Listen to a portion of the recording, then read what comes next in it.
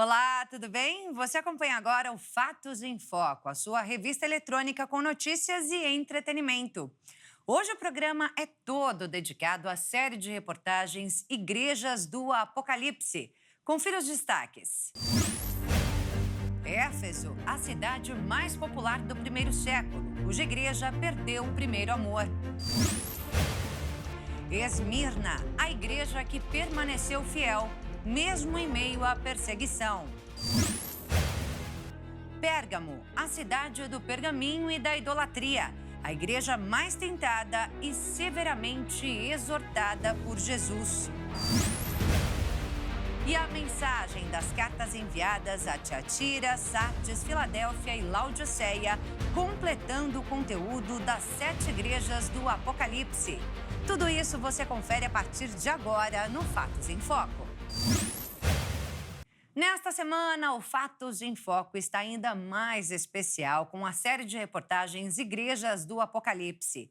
As ruínas das cidades destacadas no último livro da Bíblia ainda podem ser vistas na Turquia e hoje ajudam a contar a história do Novo Testamento e também daquela região.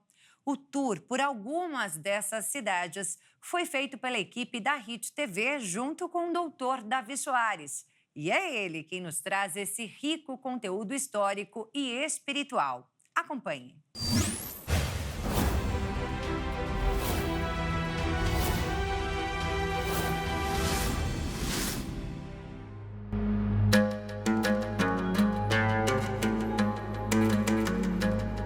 Ruínas que lembram o passado, mas também remetem ao futuro. A profecia que narra esses cenários revela o fim e o recomeço pela volta de Cristo. Uma promessa que só será concretizada quando todos conhecê-la. E isso depende do ID de cada servo que crê nessas palavras. Bom, estou aqui agora chegando nessa antiga cidade de Éfeso, onde o apóstolo Paulo e tantos servos de Deus estiveram. E tem um ditado que diz, em Roma, haja como romano. Então, já que eu estou em Éfeso, eu vou agir como um Efésio antigo, eu vou andar do jeito que eles andavam aqui, pegavam aqui a carroça e vamos conhecer um pouco da cidade.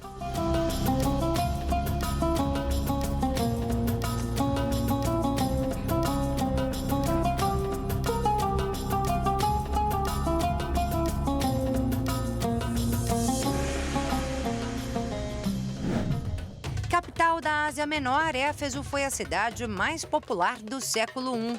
Hoje faz parte da Turquia, país estabelecido entre os continentes europeu e asiático.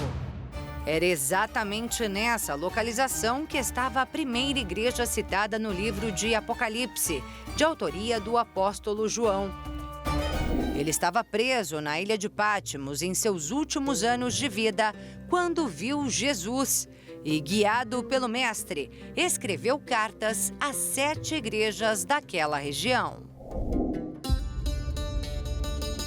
Escreva num livro que você vê e envia a estas 7 igrejas: Éfeso, Esmirna, Pérgamo, Tiatira, Sardes, Filadélfia e Laodiceia.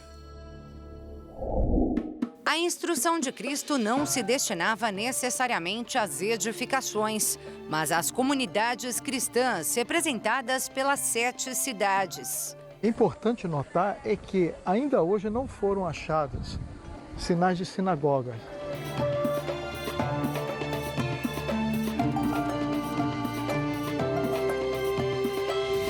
O texto de cada carta vai além das mensagens enviadas às igrejas da época.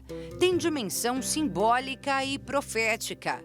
O número 7 é usado na Bíblia como um símbolo de perfeição. Por isso, alguns teólogos entendem que as 7 igrejas do Apocalipse podem representar a totalidade da igreja cristã e as 7 eras de desafios espirituais que enfrentariam ao longo dos anos. Cada carta contém elogios, advertências e exortações às igrejas. Seriam lições espirituais destinadas aos cristãos de todos os tempos.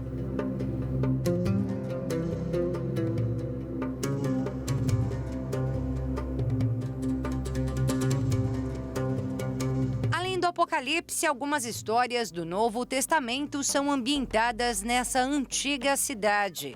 Por essas ruas, o apóstolo Paulo caminhou por 3 anos ao longo de sua missão. O livro de Atos narra o agir do Espírito Santo através dele. Muitos foram os milagres testemunhados por esse povo e vários foram os efésios que se converteram. Na caminhada de Paulo, durante os mais de 3 anos que ele ficou aqui em Éfeso, foi o campo que ele ficou mais tempo, foi o local que ele ficou mais tempo em sua vida ministrando. Ele enfrentou uma série de dificuldades. Primeira dificuldade para achar um local para pregar, visto que as sinagogas não abriram espaço para ele. Então, ele consegue uma escola, filosofia estoica, muito provavelmente de um tal Tirano, que era o nome dessa pessoa, que permitiu Paulo usar. O que os estudos levam a crer é que somente nas horas do sol mais forte, onde as pessoas geralmente não faziam negócios, por exemplo, aqui está um sol de quase 40 graus, era normal as pessoas voltarem para os seus bares, comércios, após o sol baixar. Então, nessas horas vazias ou livres, é que Paulo utilizava para ministrar aos discípulos. A Éfeso Antiga ganhou fama devido ao grande templo de Ártemis, uma das 7 maravilhas do mundo antigo. Aqui nesse local atrás de mim era o famoso templo de Diana dos Efésios, ou Ártemis, a deusa da selva, a deusa do amor, aquela que era mais cultuada, aquela pela qual houve toda aquela confusão de Atos 19, onde o apóstolo Paulo foi impedido de se apresentar no teatro e durante mais de 2 horas houve aquele clamor: grande a Diana dos Efésios. Esse é um dos pilares e ao lado você pode ver que existem outros. Era um grande templo, o maior, como eu disse, era das 7 maravilhas aqui do mundo antigo e que foi completamente destruído e hoje fica somente um pilar para ter uma lembrança daquilo que era celebrado como a deusa dos Efésios.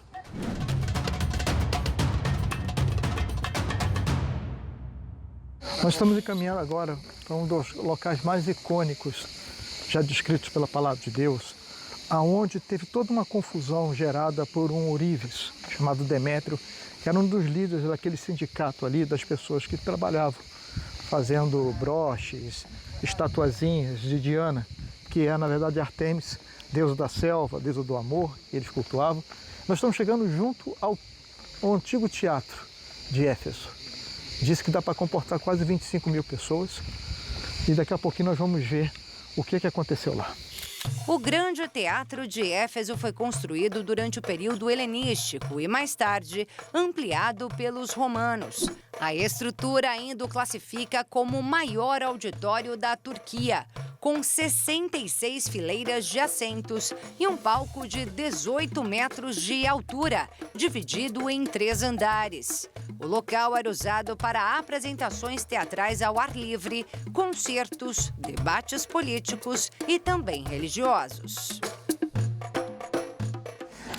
Nós estamos aqui no grande teatro de Éfeso, 25 mil pessoas em 3 níveis de plataforma sentavam-se aqui há mais de 2 milênios.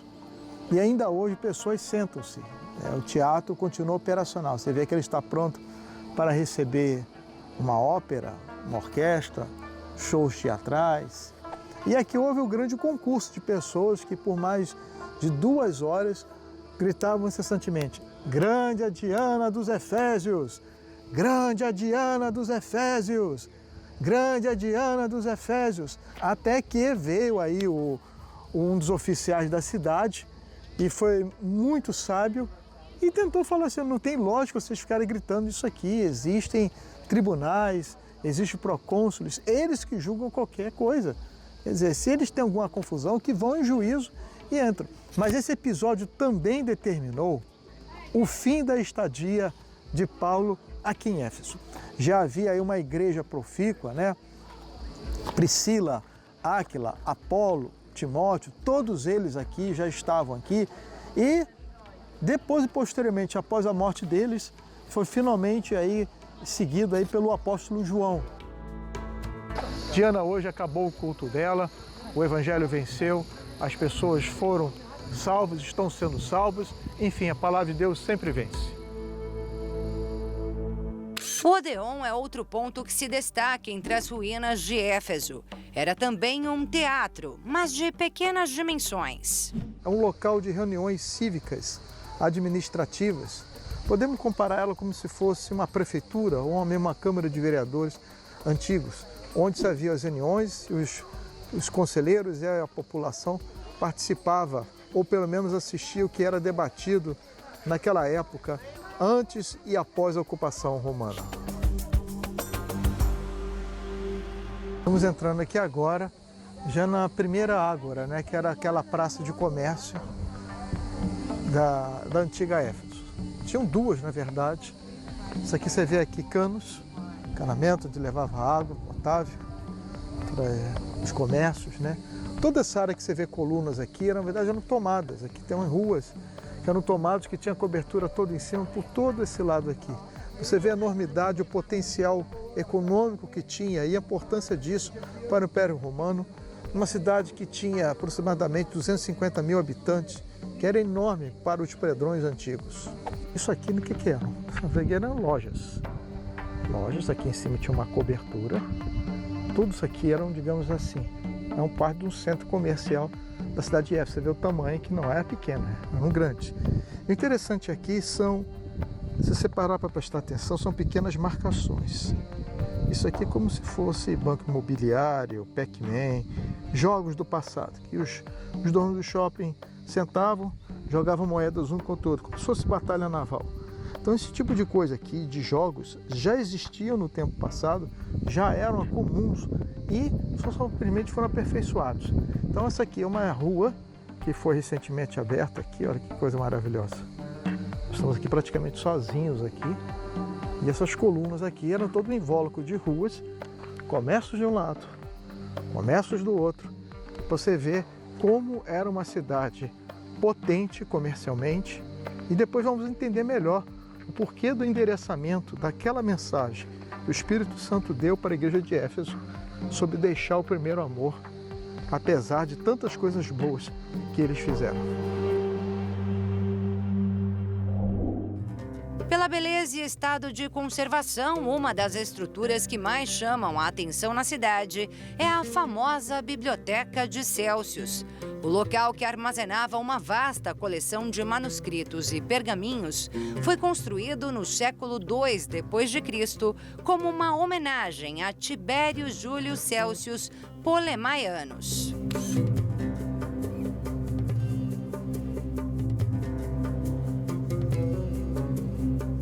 Da biblioteca, seguimos para outro ponto de destaque entre as ruínas de Éfeso, o Templo de Domiciano.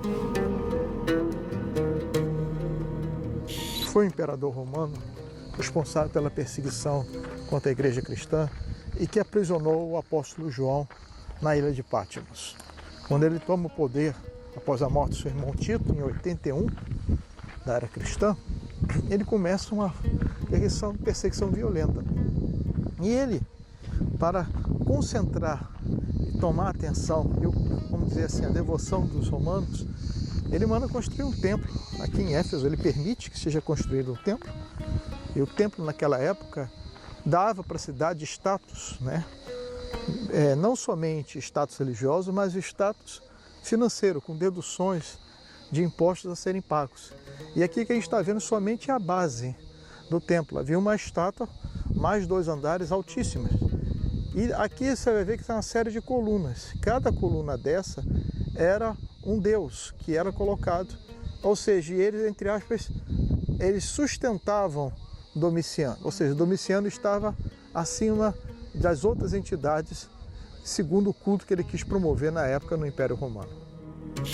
Entre ruas e estruturas cobertas por mármore, artefatos das civilizações que habitaram a antiga cidade também foram encontrados em escavações arqueológicas. Uma impressionante coleção de estátuas, moedas, cerâmicas e outros objetos do cotidiano daquele povo pode ser vista no Museu de Éfeso.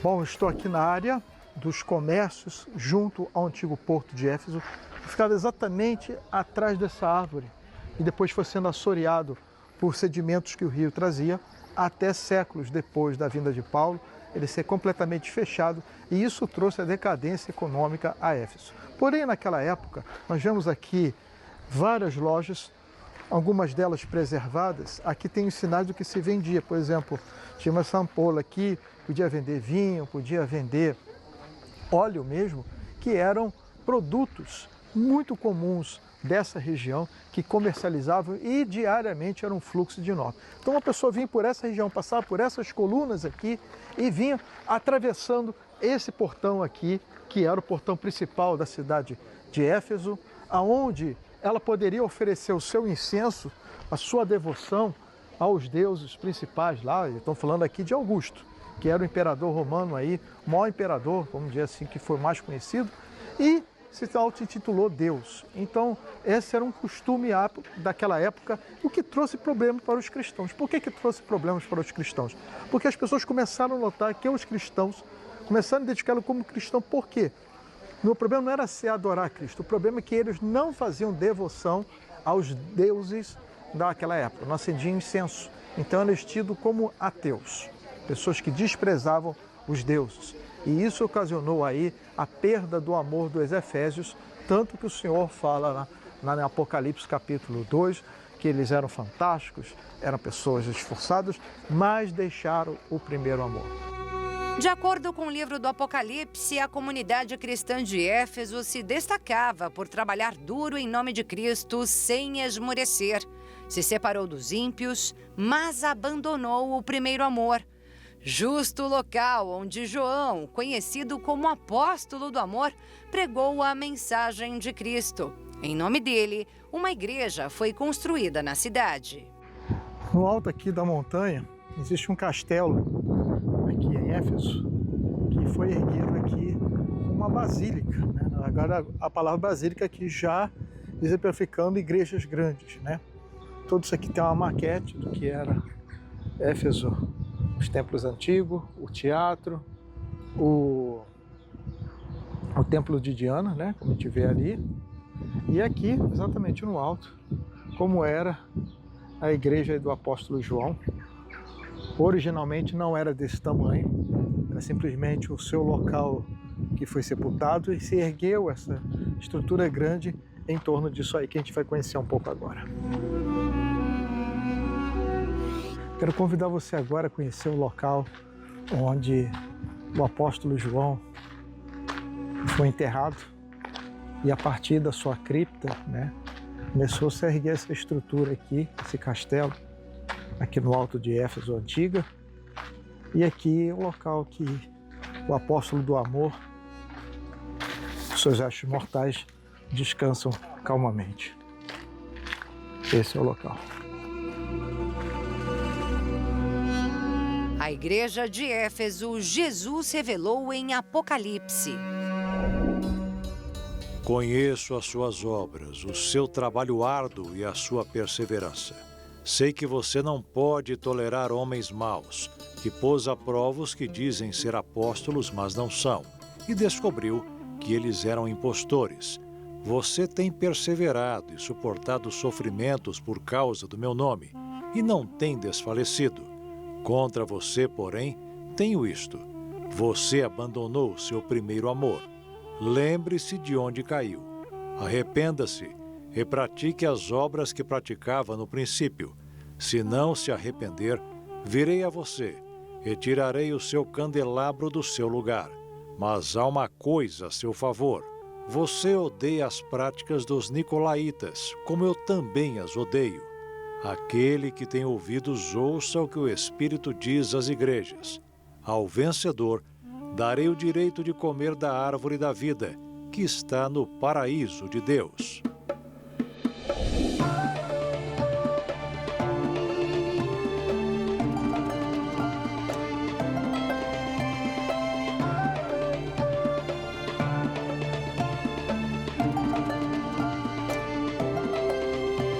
Você acabou de ver um pouco do que as pessoas, os milhares de pessoas que viviam em Éfeso naquela oportunidade, experimentavam. Uma cidade rica, era um centro de templos do paganismo romano daquela época. Mas uma igreja floresceu, uma igreja mudou, uma igreja transformou, uma igreja fez uma pessoa sair daquela situação de paganismo e abraçar o cristianismo. A perseguição fez muitos viverem religiosidade. Jesus chama a atenção da igreja de Éfeso quando fala sobre a perda do primeiro amor. Nada por religiosidade, tudo por amor. A essência do Evangelho é o amor. É o que diferencia o Evangelho de todos os demais credos. Achamos o amor. O arrependimento é voltar a praticar as primeiras obras. É isso que faz a diferença e é isso que muda a pessoa. Que Deus abençoe você. De Éfeso, seguimos para Esmirna, a igreja que permaneceu fiel mesmo em meio à perseguição. A destinatária da segunda carta do livro de Apocalipse. Vamos ver.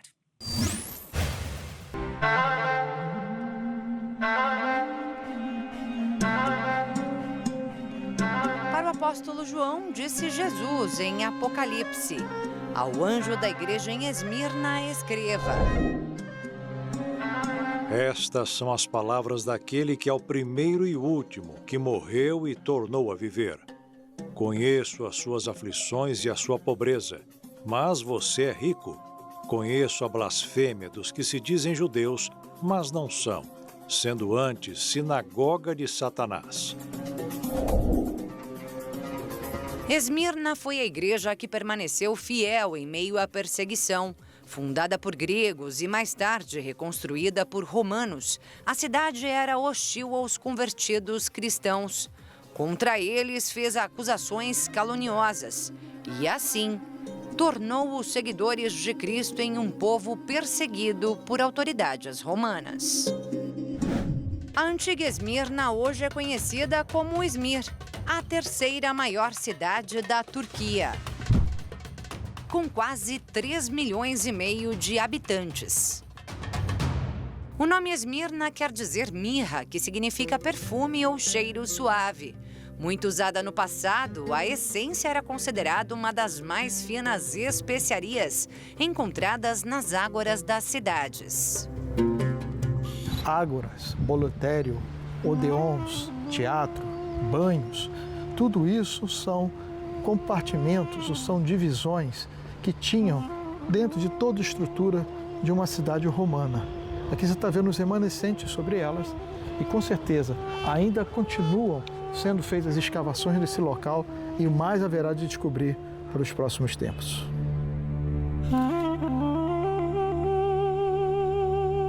As ágoras eram grandes áreas públicas usadas para atividades comerciais, religiosas e políticas. Nós estamos agora entrando na Ágora. Vamos conhecer a Basílica, que era o prédio administrativo, a central de prédios, o local mais importante administrativamente da antiga cidade de Esmirna. Todos os prédios públicos estavam alinhados ali. O conjunto foi o precursor dos fóruns romanos. É importante notar que essa parte aqui é a parte inferior da Ágora, desse centro cívico romano. E aqui, por exemplo, todos esses monumentos aqui, eles são dedicados a alguém. Nesse aqui, por exemplo, está vamos dizer aqui, a autoridade eclesiástica aqui da área. Iulius, que é Júlio, Menecles, de Ofantos, entre 200 e 250 da era cristã, que na verdade não era um sacerdote cristão, mas sim mundano.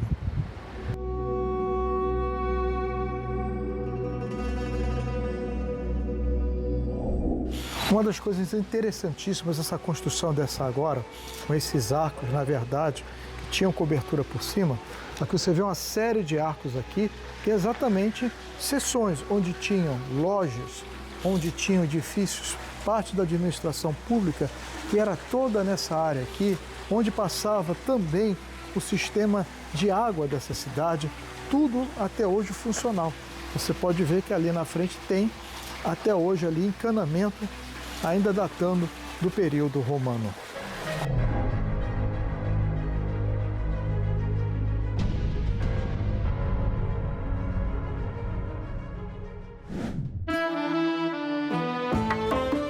Aqui estamos vendo aqui agora a parte do subsolo da antiga Ágora. Após o terremoto do ano 178, eles tiveram que fazer um reforço estrutural, que você está vendo aqui, exatamente para poder continuar tendo a utilidade deles. Isso aqui é piso milenar. Olha aqui até hoje, a mesma cobertura, o cimento que os romanos usavam, a estrutura de construção.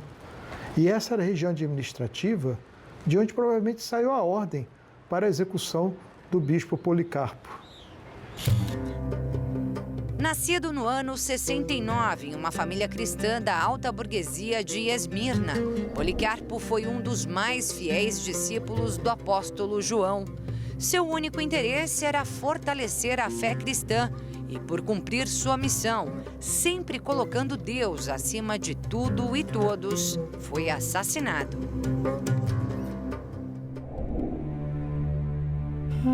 Além da Ágora da cidade antiga, ainda restam em Esmirna artefatos dos períodos romano e grego, encontrados em escavações ao longo dos séculos. No Museu de Arqueologia de Izmir estão expostos utensílios domésticos, bustos e estátuas que ajudam a contar a história daquela civilização. Mais uma que dedicava culto a vários deuses, apesar de conhecer a mensagem de Cristo.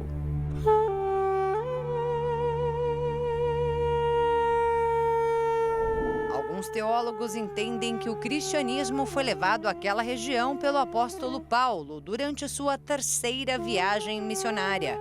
E foram tantos os convertidos que a cidade foi destaque entre as visões de João em Apocalipse.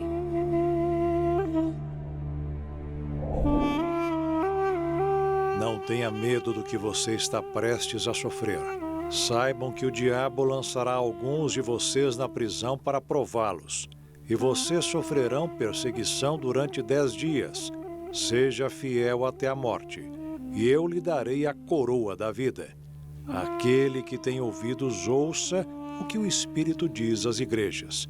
O vencedor, de modo algum, sofrerá a segunda morte.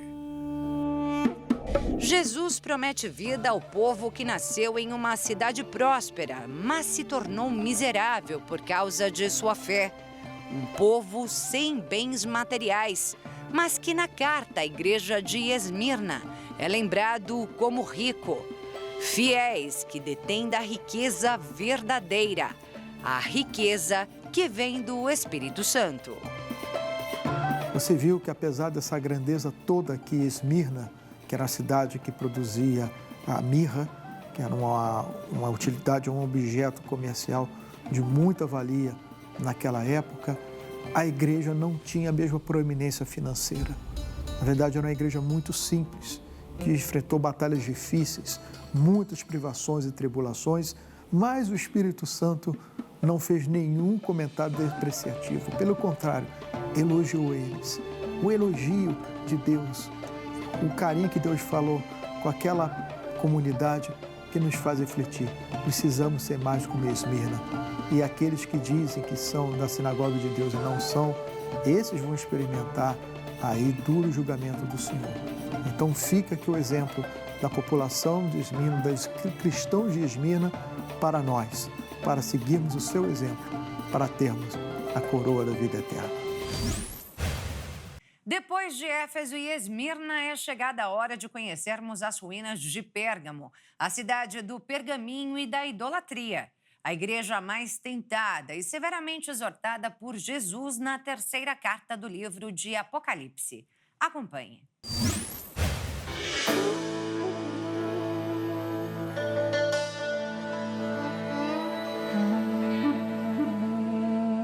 Destacada como um dos principais centros culturais do mundo grego, a antiga Pérgamo impressionava por seus imponentes monumentos e sua biblioteca. a segunda maior daquele tempo, atrás apenas da Biblioteca de Alexandria, no Antigo Egito. Como sugere o nome, foi nessa cidade que o pergaminho foi criado, a partir da pele de animais, tornando-se um dos principais meios para o registro da escrita antes da invenção do papel.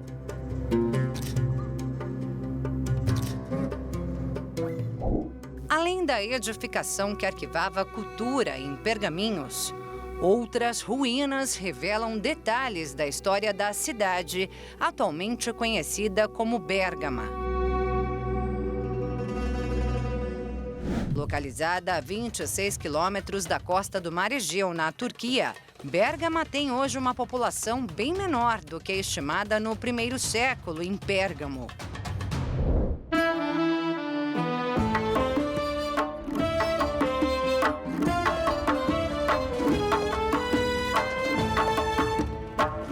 São cerca de 75 mil habitantes, contra os 150 mil que teriam habitado o local no início da era cristã. Depois de 11 anos eu regresso aqui a Pérgamo, onde eu estive em 2013 e escrevi um dos capítulos do meu livro, As 7 Igrejas do Apocalipse, a visão fotográfica. Na terceira carta do livro de Apocalipse, Jesus exorta os cristãos de Pérgamo, através do apóstolo João. A represália se dá pela tolerância da igreja, a devoção aos governantes romanos e falsos deuses que dominava aquela cidade.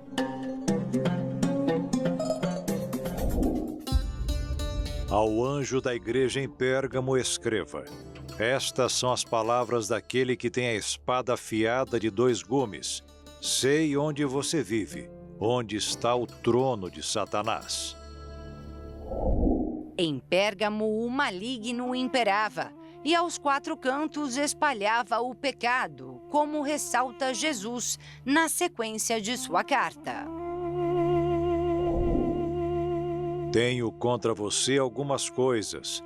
Você tem aí pessoas que se apegam aos ensinos de Balaão, que ensinou Balaque a armar ciladas contra os israelitas, induzindo-os a comer alimentos sacrificados a ídolos e a praticar imoralidade sexual.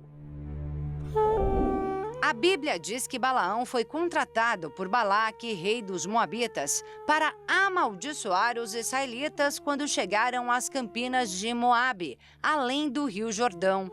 Segundo o livro de Números, o profeta aconselhou o governante a enfrentar Israel com profanação, ao invés de seu exército. E Israel deteve-se em Sitim, e o povo começou a prostituir-se com as filhas dos moabitas. Elas convidaram o povo aos sacrifícios dos seus deuses, e o povo comeu e inclinou-se aos seus deuses. Além de Balaão, a carta a Pérgamo ainda ressalta outra influência maligna àquela igreja. Diz que havia ali os que se apegavam aos ensinos dos nicolaítas, uma heresia que se infiltrou na igreja primitiva. Bom, aqui estamos chegando aqui na igreja de Pérgamo, tá? Isso aqui é uma igreja vermelha, foi construída substituindo um templo pagão. Você vai ver aqui agora a estátua desse deus egípcio, dos mais conhecidos de toda a antiguidade, Osíris, né? Vamos agora nos aproximando aqui da entrada da grande basílica, né? Nos tempos bizantinos, o nome basílica ficou rotulado às igrejas, né? Aquilo que era centro administrativo no Império Romano, pela enormidade das construções, elas passaram a denominar as grandes, vamos dizer assim, catedrais. Isso aqui foi um templo pagão egípcio e depois, logo depois, foi absorvido e transformado na basílica.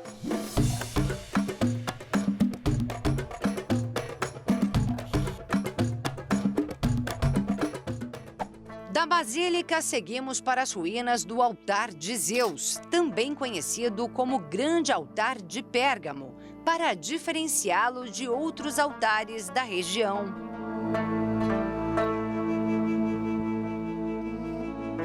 Bem, pessoal, estou chegando aqui agora num dos locais mais tristes, mais sérios desse local aqui em Pérgamo, que atrás de mim está o Altar de Zeus.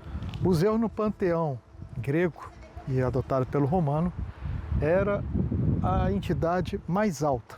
A Bíblia fala que o local de Pérgamo é a habitação de Satanás. E o que aconteceu nesse local? Hoje é tomado por árvore, você tem a maquete do local representando, e ele foi totalmente desmontado e transportado. Hoje está em Berlim, na Alemanha, tem um museu exatamente.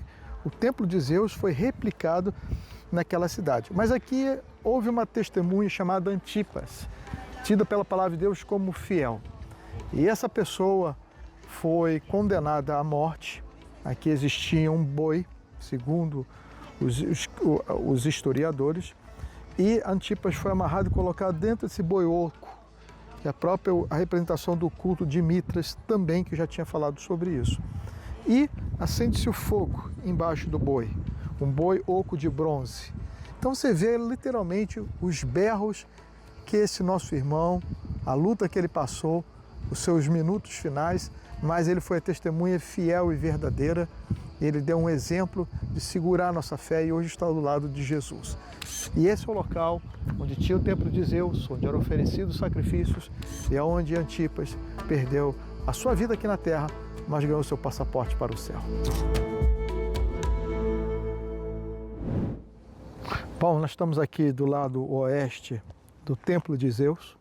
Como já dissemos, era a entidade maior do panteão grego e romano e vinham se sacrificar aqui, mas em continuidade disso, o Senhor Jesus fala de dois problemas, dentre tantos que acontecia na igreja de Pérgamo. Primeiro falamos da morte de Antipas, e a segunda era a aceitação por parte da igreja da doutrina dos nicolaítas. Fala-se que eles vieram descendentes de Nicolau, o prosélito. Ninguém pode afirmar isso. São entendimentos dos pais da igreja que falavam que ele permitia, ele tinha um conceito um pouco aberto quanto à licenciosidade sexual, dentre alguns outros problemas. E obviamente que houve a reprimenda do Espírito Santo em relação a esse tipo de comportamento, em relação a como os habitantes de Pérgamo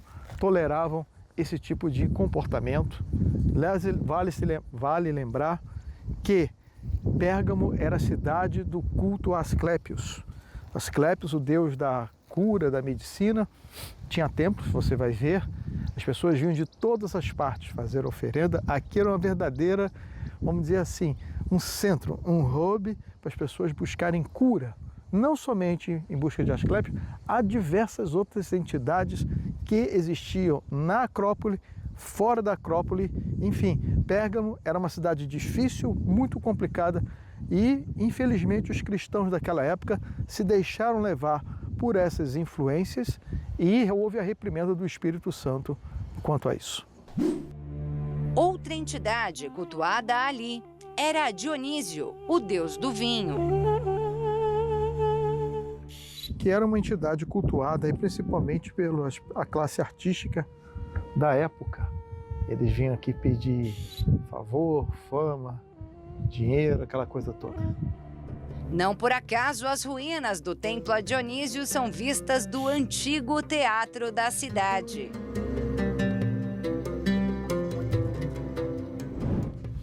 Por essas escadas aqui nós descemos bem íngreme, né? Esse local um pouco apertado. Nós vamos ter acesso aqui agora já à entrada do antigo teatro de Pérgamo, que tem aí uma das melhores características acústicas. Obviamente, falando aqui no teatro, a disposição do teatro sempre foi o quê? Os assentos mais à frente, os primeiros, eram para as pessoas da alta classe. Aqui onde eu estou no final, era dirigido principalmente a pessoas da baixa classe, escravos, dentre outros, e assim vai. E aqui hoje, com a tecnologia um pouco maior, pude fazer vídeos para mostrar para vocês, como nós estamos aqui no antigo teatro de Pérgamo. Eles estimam, vamos dizer, em torno de 5 a 10 mil pessoas poderiam sentar-se aqui. Lembre-se que aquela parte não está explorada, não está escavada do anfiteatro. Nós temos 3 seções aqui, bem íngreme ele. Ei! Você pode ver que a qualidade de você, a capacidade de você ouvir era impressionante, que até hoje é muito prático e é importante você conhecer isso da história bíblica. Quando você lê o Apocalipse, as 7 cartas às igrejas do Apocalipse, exatamente essa era uma delas.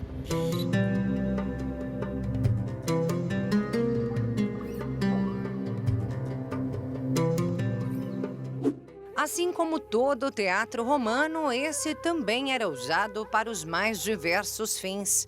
Desde reuniões políticas e atos religiosos, a apresentações artísticas e batalhas de gladiadores, que também eram entretenimento para aquela civilização. Inclusive, era o próprio público que decidia entre a vida e a morte do combatente derrotado.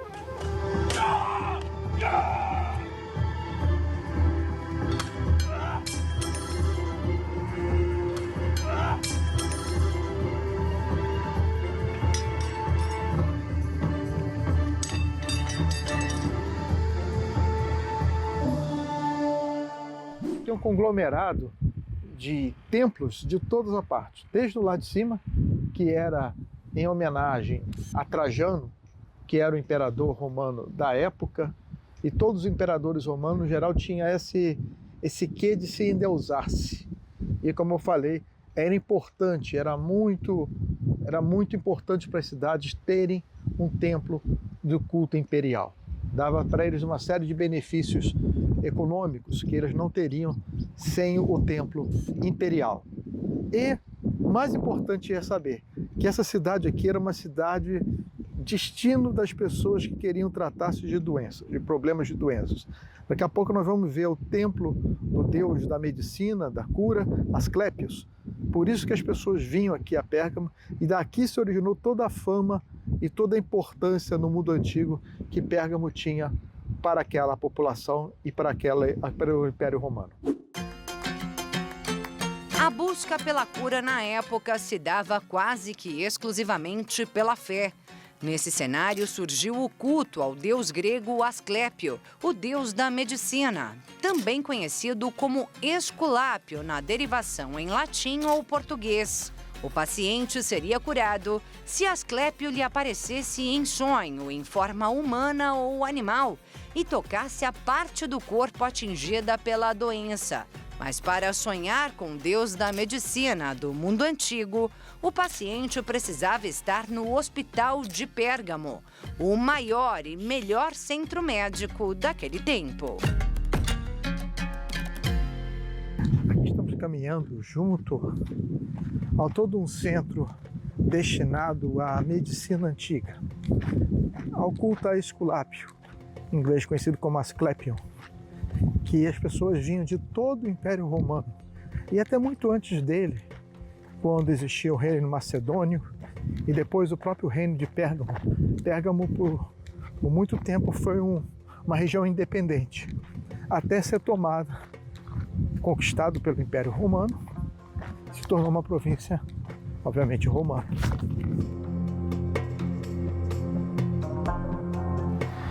Bom, estou aqui agora no complexo de Esculápio, que era uma região, um local designado para cuidar de pessoas doentes, né? E tanto que o símbolo de Esculápio é o mesmo símbolo que os conselhos federais de medicina, a própria medicina usa mundo afora. Muito bem. Então as pessoas vinham para cá com N comorbidades. E eles faziam um estudo psicológico da pessoa, bem incipiente.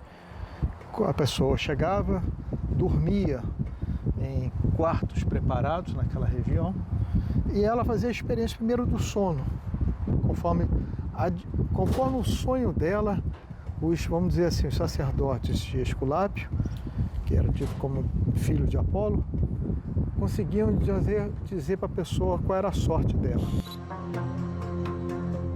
No complexo de Asclépio ou Esculápio, onde as pessoas vinham para se tratar, uma das características era que alguns tipos de pacientes não eram aceitos, como, por exemplo, mulheres grávidas e pessoas em estado terminal. A avaliação inicial era que a morte era proibida de entrar na região de Asclépio em respeito aos deuses.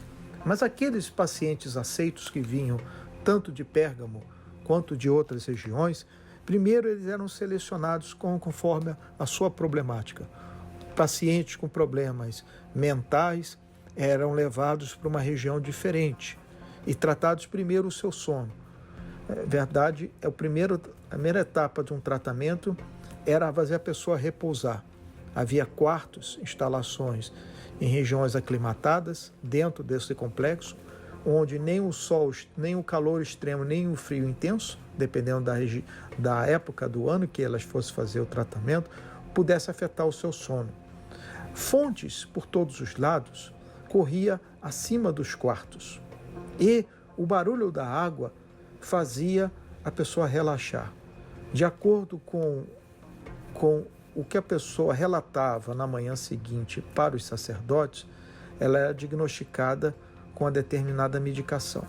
O uso de ervas, das fontes termais, que até hoje existem, águas tidas como terapêuticas, eram o sucesso no tratamento que os sacerdotes de Asclépios davam, além, obviamente, da utilização da lama como algo medicinal para problemas na pele, tudo isso desenvolvido. O templo de Zeus Asclépios, que é essa rotatória que tem aqui, era o ápice do que as pessoas podiam procurar naquela época em termos de medicina naquela região. Depois de passar por todo o ritual de sono, água terapêutica e lama, era chegada a hora de atravessar este túnel. Na travessia, a pessoa ouvia o som da água que corria suavemente pelas paredes, misturado a frases de autoestima ditas entre as pequenas aberturas da estrutura pelos chamados médicos daquele centro. As pessoas atravessavam esse túnel, dentre outros, para poder passar experiência e poder ser diagnosticado por essa medicina rudimentar que era praticada milênios atrás, aqui nos túneis de Esculápio. Servir ao Deus único e santo é manter e defender a palavra pura que revela a verdade. Qualquer doutrina que incentive a idolatria ou a imoralidade vem de Satanás, e em Pérgamo estava o trono dele, como destaca o livro de Apocalipse na carta enviada àquela igreja. No texto, Jesus exorta e também promete. Portanto, arrependa-se, senão virei em breve até você e lutarei contra eles com a espada da minha boca. Aquele que tem ouvidos, ouça o que o Espírito diz às igrejas. Ao vencedor darei do maná escondido. Também lhe darei uma pedra branca com um novo nome nela inscrito, conhecido apenas por aquele que o recebe.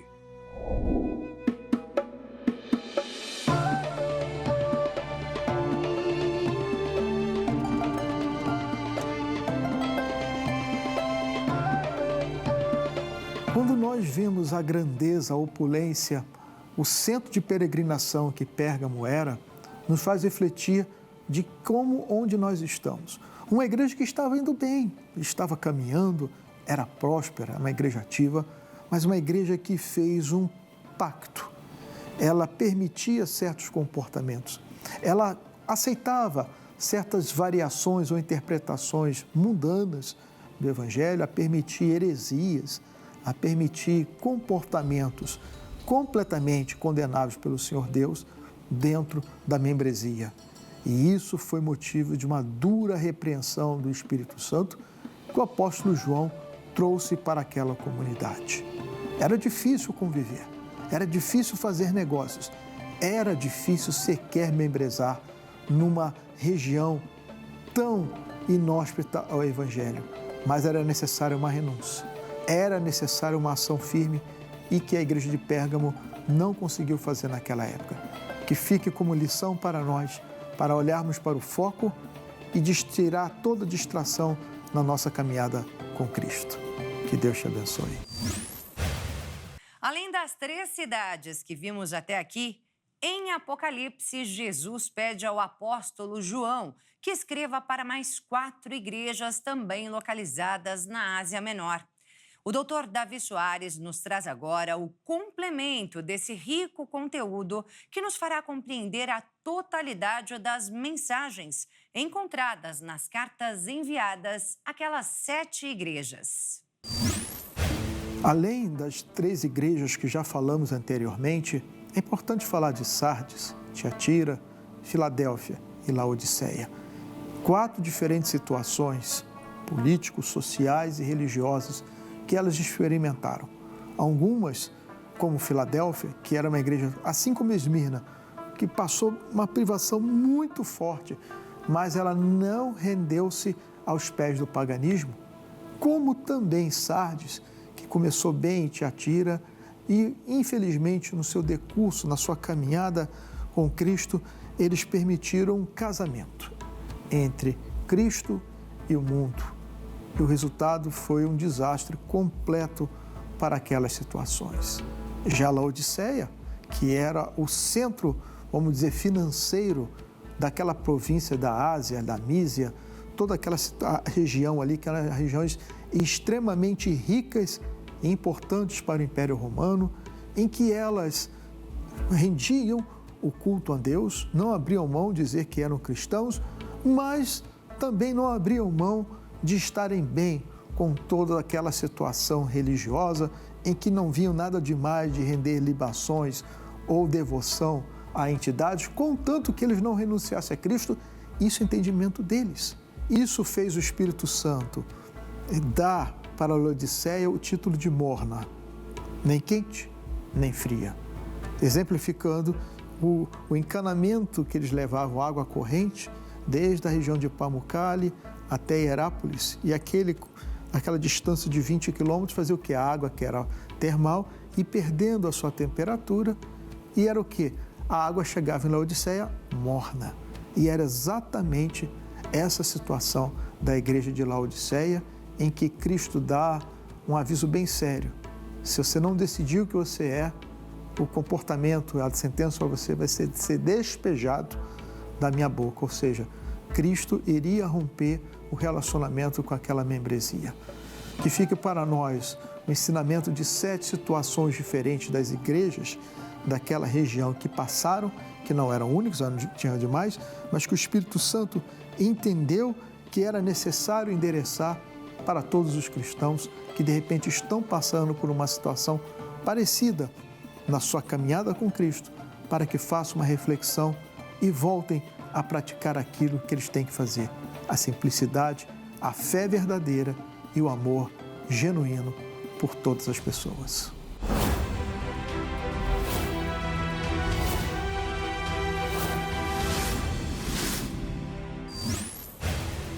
E você vai acompanhar uma entrevista especial com o Dr. Davi Soares, contando os detalhes dessa jornada histórica e espiritual sobre as 7 igrejas do Apocalipse, no nosso programa desta segunda-feira, às 14h. E é claro que eu espero você, hein? Não perca! E o Fatos em Foco fica por aqui. Para rever as reportagens desta edição, acompanhe as nossas redes sociais. Obrigada pela sua companhia e até a próxima!